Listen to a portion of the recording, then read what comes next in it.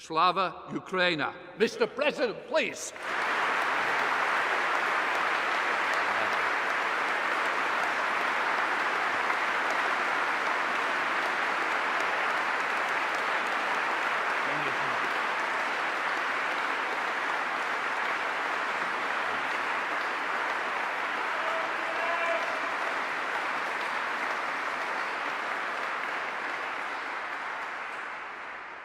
Thank you so much.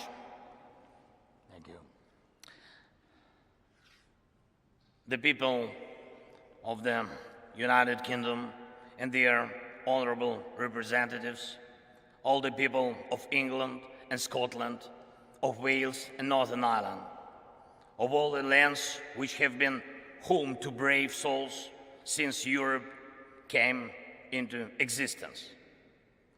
I have come here and stand before you on behalf of the brave, on behalf of our warriors who are now in the trenches under enemy artillery fire, on behalf of our air gunners and every defender of the sky who protects Ukraine against enemy aircrafts and missiles, on behalf of our tank men who fight to restore our Ukrainian borders, on behalf of our conscripts who are being trained now, including here in Britain. Thank you, Britain.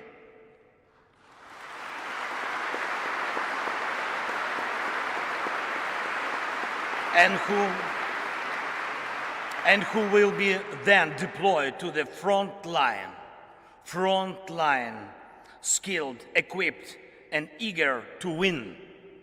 On behalf of every father and every mother who are waiting for their brave sons and brave daughters back home from the war. Mr. Speaker, you may, I think, well remember as roughly more than 2 years ago, we met with you here in Parliament. Great honor was for me. And I remember we enjoyed tea. We talked, of course. We talked a lot about our people and about our countries, about the British and Ukrainian political traditions. Mr. Prime Minister Rishi, when we had our meeting earlier today, and I said to you that I will tell a story in my address to the Parliament, and a story about my feelings on my first visit to London as President in autumn 2020. The program was packed. Royal Highnesses William and Catherine and Buckingham Palace and aircraft carrier of the Royal Navy, the Westminster, of course, Downing Street, and of course, the war rooms. And there is an armchair in the war room, the famous Churchill's armchair, and a guide smiled and offered me to sit down on this armchair from which war orders had been given. And he asked me, how did I feel? And I said that I certainly felt something.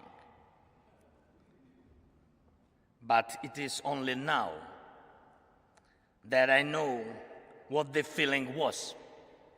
And all Ukrainians know it perfectly well too. It is the feeling of how bravery takes you through the most unimaginable hardships to finally reward you with victory.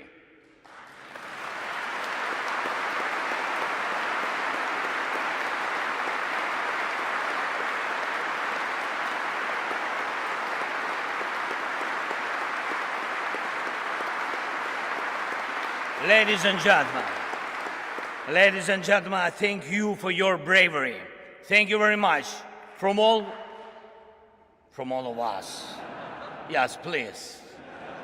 That is for you. All applause for you.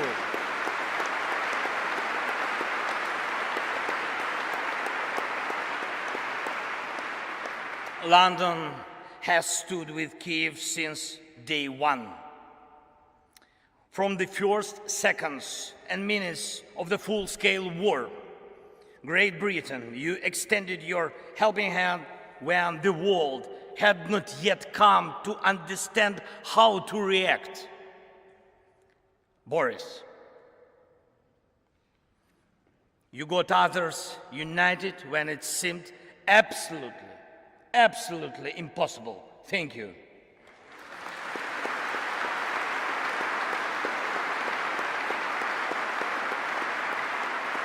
You, all of you, you all showed your grit and character back then. Strong British character. You didn't compromise Ukraine, and hence you didn't compromise your ideals, and thus you didn't compromise the spirit of these great islands. Thank you very much.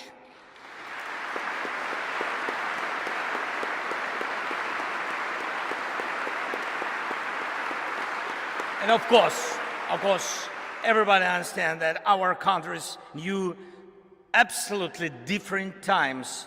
Our nations defended freedom in the Second World War. The Iron Curtain divided us.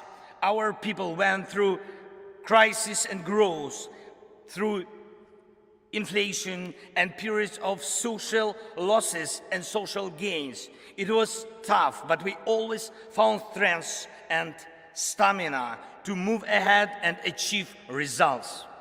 This is the bedrock of our land and your traditions.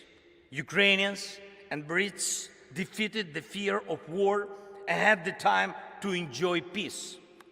No matter what we encountered on different stages of our and your formidable history, and you and us and the whole mankind achieved similar result. Evil lost.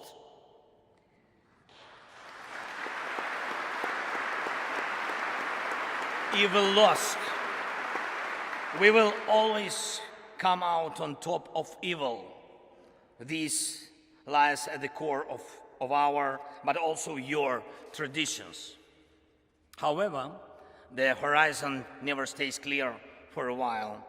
Once the old evil is defeated, the new one is attempting to rise its head.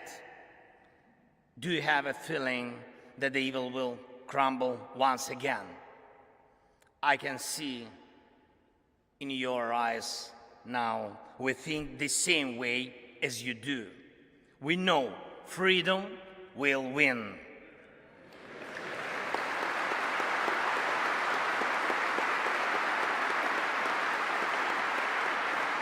We know Russia will lose. And we really know the victory will change the world. And this will be a change that the world has long needed. The United Kingdom is marching with us towards the most important victory of our lifetime. It will be a victory over the very idea of the war. After we win together, any aggressor, it doesn't matter, big or small, will know what awaits him if he attacks international order. Any aggressor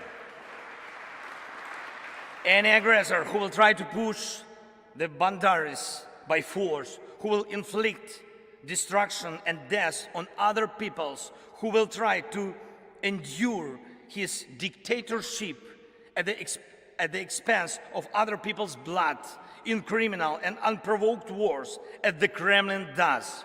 Any aggressor is going to lose.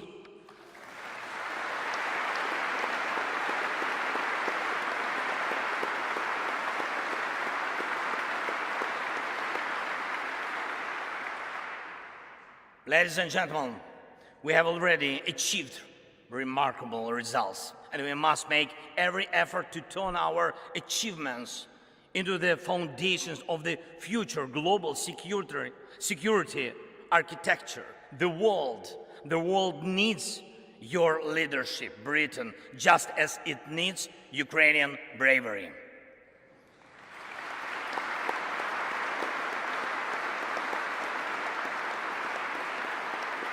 When the full-scale invasion began, we, together with you, Britain, and United States and other allies, formed a true coalition of friends. That is very important. You were among those very few who had helped before the large-scale invasion began, exactly as it will be necessary every time in the future to prevent aggression from happening. Your help was preventive. We must take these principles of preventive aid to those who are threatened with aggression and preventive sanctions against those who threaten aggression as basic principles of the world anti-war policy. We created a coalition of NLAW. Thank you. Of NLAW and Javelin that stopped the advance of the Russian army from the first day of the invasion.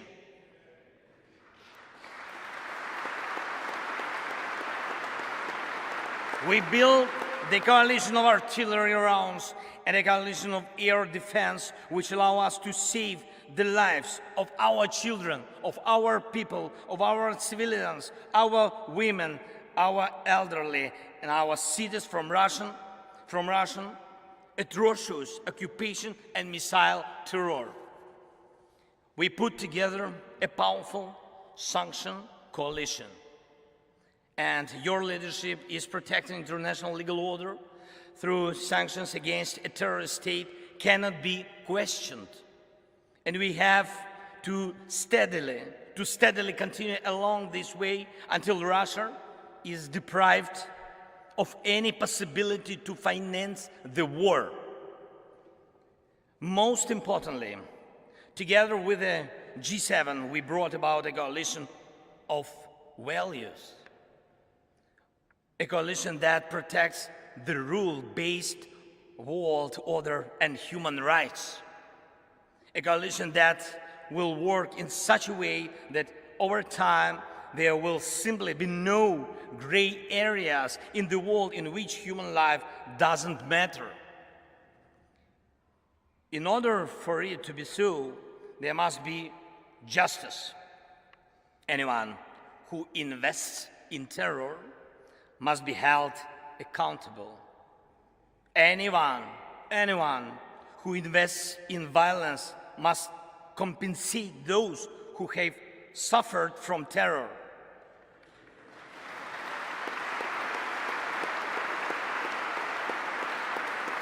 Terror, aggression, or other forms of state violence.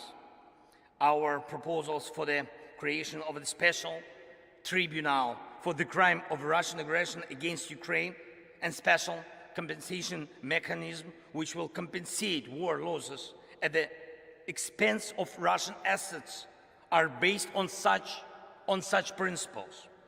Justice is one of 10 elements of the peace formula proposed by Ukraine and supported by Britain. I thank you for your readiness to invoke the formula. Thank you, Prime Minister. Thank you very much.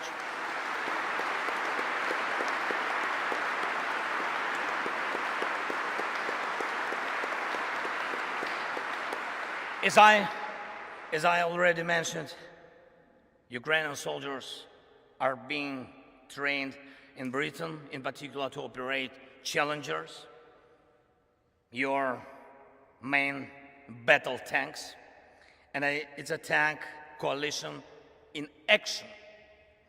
And I thank you, Rishi. Thank you very much for this powerful defensive step for tank assistance. Thank you. The coalition of long-range missiles is the latest of all. It will allow us to make the evil completely retreat from our country by destroying its headways deep in the occupied territories.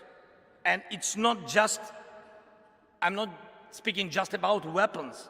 We proved together that the world truly helps those who are brave in defending freedom, and thus paves the way for a new history. A history of the world that knows how to be quick in help, who knows how to be effective in defense, who knows how to remain principled in dark hours, who implements its treaties and arrangements in good faith, who does not allow perpetrators to enjoy immunity, who knows how to overcome veto when it's abused, who knows no fear, and who knows how to win. This shall be the new reality of the free world, I'm sure.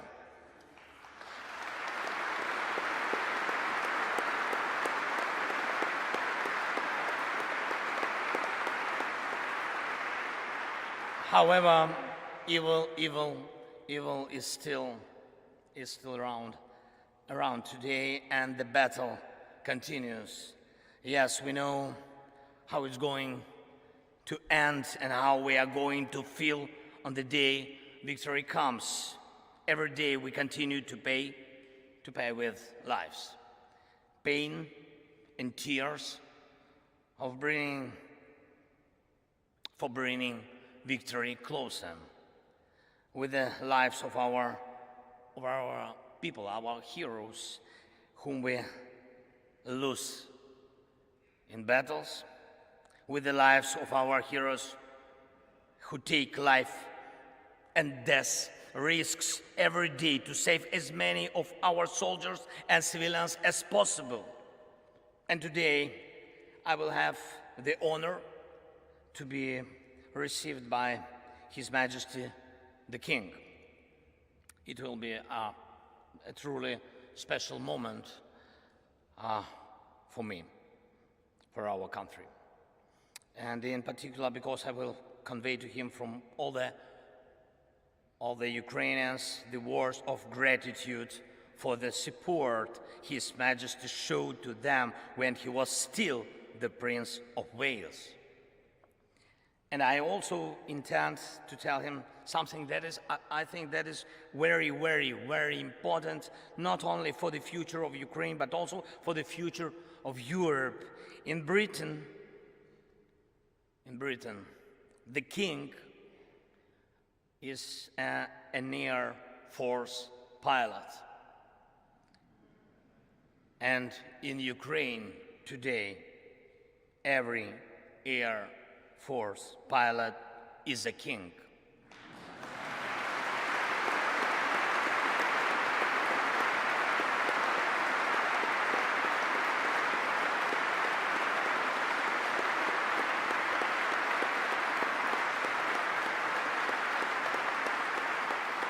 For us, just for us, for our families. Because they are so few, they are so precious that we, the servants of our kings, do everything possible and impossible to make the world provide us with modern planes to empower and protect pilots who will be protecting us. And I'm proud of our Air Force. And I brought a present from them to you, Great Britain. Yes, please, open please. Yes.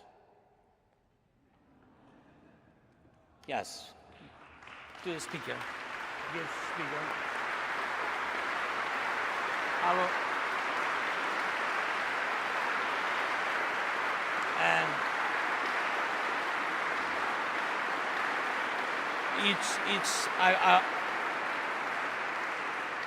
I will explain. It's the helmet of a real Ukrainian pilot. He is one of our most successful aces, and he's one of our kings. And the writing on the helmet reads, "We have freedom, give us wings to protect it."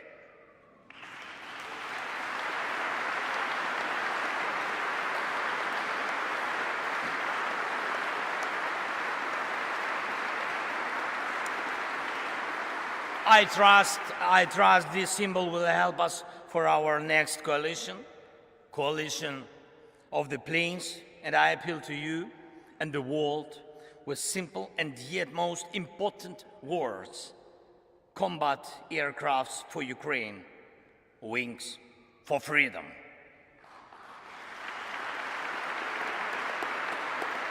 Great Britain, you and us both struggle for peace, but instead we are forced to face the range that seeks to deprive us of peace and everything else that is valuable in life. Unfortunately, it is in human nature to allow evil mature. It then stands up against humanity. It then destroys and kills. It launches aggressions and breaks people's lives. You and us have already fought together against such evil. You and us already have the experience of defeating the evil that is generated by human nature. I'm not saying there will be no more wars after the war ends. No. It is impossible to completely erase evil from human nature. Yet it is in our power to guarantee with words and deeds that the light side of human nature will prevail. The side you and us share, and this stands above anything else. Thank you for your attention. Thank you for your support. And leaving a British Parliament 2 years ago, I thanked you for delicious English tea. And I will be leaving the Parliament today, thanking all of you in advance for powerful English planes.